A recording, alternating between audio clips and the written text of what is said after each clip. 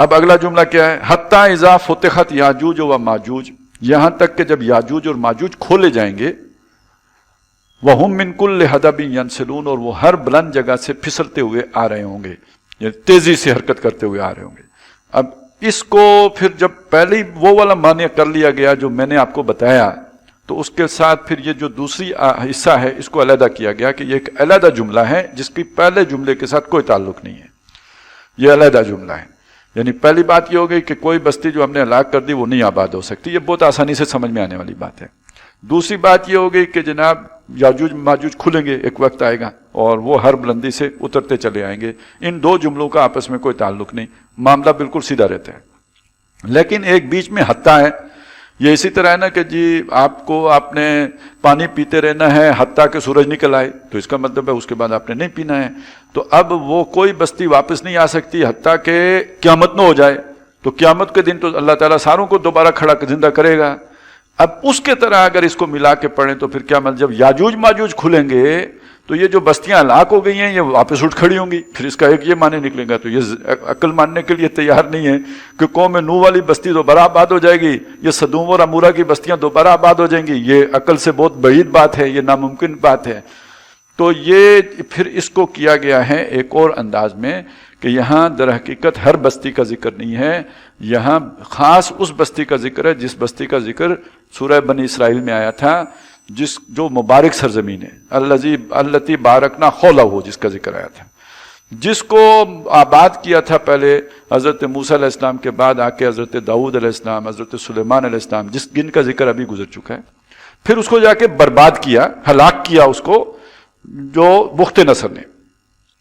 اور اس ہلاکت پر وہ آ گئی بات، وہ انا یحیی ھذہ اللہ بعد موتہا، وہ جو حضرت عزیر علیہ السلام نے کہا، تو گویا ہلاک ہو گئی، برباد ہو گئی، ختم ہو گئی۔ پھر زندہ کیا اللہ نے حضرت عزیر علیہ السلام کے ذریعے سے اسے، اور پھر وہ ہلاک ہوئی اور برباد ہوئی رومیوں کے ہاتھوں۔ اور جب قرآن مجید نازل ہو رہا تھا تو گویا اس میں جن کے لیے وہ بستی تھی، یعنی یہودیوں کے لیے، ان کے لیے وہ ان کی واپسی وہاں پہ ممکن نہیں تھی، وہاں سے نکالے جا چکے تھے، ان کے حساب سے وہ ان کے کام سے وہ بستی جا چکی تھی۔ اب اس کو سامنے رکھ کر بات کریں تو مطلب یہ ہوگا جب یاجوج و ماجوج دوبارہ کھلیں گے تو یہ بستی دوبارہ یہودیوں سے آباد ہوگی۔ وہ جو سورہ بنی اسرائیل میں کہا تھا جئنا بکم لفیفا، ہم پھر تمہیں لے آئیں گے، تو وہ واپس کب لے کے آئیں گے؟ جب یاجوج ماجوج کھلیں گے۔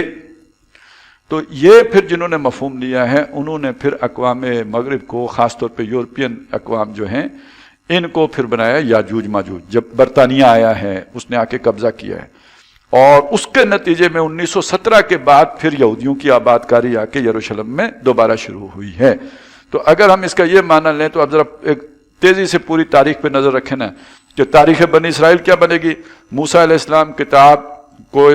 طور، پھر سرایتی کی جو وہاں کی سزا، اس کے بعد حضرت طالوت، حضرت سلیمان، حضرت داؤد، حضرت سلیمان علیہ السلام کا 100 سالہ بڑا دور جو ان کی خلافت راشدہ، پھر زوال، اور اس زوال کے بعد پھر جو ہے ایک اور عروج مکابی سلطنت، اور پھر زوال رومیوں کے ہاتھوں قرآن کے موقع پہ۔ وہ اب ایک نیا عروج ہے جو ان کو آپ دیکھ رہے ہیں کہ دنیا میں حاصل ہو رہا ہے اور بڑھتے ہی چلے جا رہے ہیں، اور آگے ان کا انفلوئنس بڑھ رہا ہے، اب گریٹر اسرائیل کی طرف جا رہے ہیں۔ 1917 میں آباد کاری شروع ہوئی ہے، 1948 میں اسرائیل بن گیا ہے، 1967 میں آپ سے بیت المقدس لے لیا ہے اور توسیع ہو گئی اس کی، اور پھر اب جا کے اگلا منصوبہ ہے گریٹر اسرائیل کا، یعنی یہ اردن وغیرہ، یہ سعودی عرب کے بہت سارے حصے، اب سعودیہ والوں نے خود ان کے لیے شہر بنانا شروع کر دیا ہے کسی سائٹ پہ، تو وہ تو مدینہ بھی کہتے ہیں نا ہمارے اس کا حصہ ہے۔ تو اسی طرح یہ شام وام، یہ سارا انہوں نے، مصر کا کچھ حصہ یہ اس گریٹر اسرائیل کے نقشے میں شامل ہے، اب اس کو انہوں نے توسیع دینی ہے، گویا وہاں پہ جانا ہے، تو یہ اس کی طرف اشارہ ہو گیا۔ اور اب آگے دیکھیں دوسری طرف، میں وہ ذرا جوڑ لیں جو سورہ کاف کے آخر میں ہم نے دیکھا تھا، نبی صلی اللہ علیہ وسلم عروج عربوں کے ہاتھوں، اس کے بعد زوال، جو بڑا زوال آیا، ویسے چھوٹے موٹے تو ہوتے رہے، جب بڑا زوال آیا تاتاریوں کے ہاتھوں، تو دوسرا عروج تاتاریوں کے ہاتھوں، پہلا زوال بھی تاتاریوں کے ہاتھوں اور پہلا عروج، دوسرا عروج بھی تاتاریوں کے ہاتھوں، پاسباں مل گئے کعبے کو صنم خانے سے، اور پھر جو دوسرا زوال ہوا ہے ہمارا وہ رومیوں کے ہاتھوں، انگریز اقوام کے ہاتھوں، جو ادھر میں نے آپ کو بتایا تھا یہ تقریباً وہی دور ہے جب ادھر عروج پا رہے تھے جب ادھر اکبر تھا، اکبر نے بھی کوشش کی، وہ ناکام ہو گئی. بعد میں وہ پھر وہی کام جو اکبر کرنا چاہتا تھا وہ آ کے گورو نے بتمام اور کمال کیا، اور لیکن یہ کہ وہ جذبہ نہیں ختم کر سکے، روح محمدی نہیں نکال سکے ہر کوشش کرنے کے بعد بھی. اور ایک بہرحال کسی نہ کسی درجے میں وہ شمع، ٹمٹماتی شمع ہی صحیح، وہ بر صغیر میں روشن رہی ہے. اس کے نتیجے میں مختلف مراحل سے جو ہم نے سورہ کاف میں پڑھے تھے، اب ہم گویا ذوالقرنینی عید کی دہلیز پر پہنچ چکے ہیں. کچھ ابھی پھٹے پھٹے کشتیوں کے ٹوٹنے ہیں، لیکن یہ کہ ہم بالکل اب اس کی دہلیز پر پہنچ چکے ہیں. اس سے اگلا منظر کیا ہوگا اس کی نقشہ کشی اگلی اسی چند آیات کے بعد آ جائے گی. تو جب یہ یاجوج ماجوج کے یہ لشکر کھل جائیں گے تو پھر سمجھے قیامت بہت دور نہیں ہے. یہ اب سورہ مبارکہ جہاں سے شروع ہوئی تھی، اقترب للناس حسابهم وهم فی غفلۃ معرضون، وہی بات اب یہاں پہ واپس آ گئی. واقترب الوعد الحق، جب یہ ہو تو سمجھو وہ سچا وعدہ بہت قریب آ گیا ہے، سر پہ آ گیا، بالکل قریب ہے. فَإِذَا هِيَ شَاخِصَةٌ أَبْصَارُ الَّذِينَ كَفَرُوا، تو بس ہو جائیں گی جن لوگوں نے کفر کیا ان کی آنکھیں جھکی ہوئی.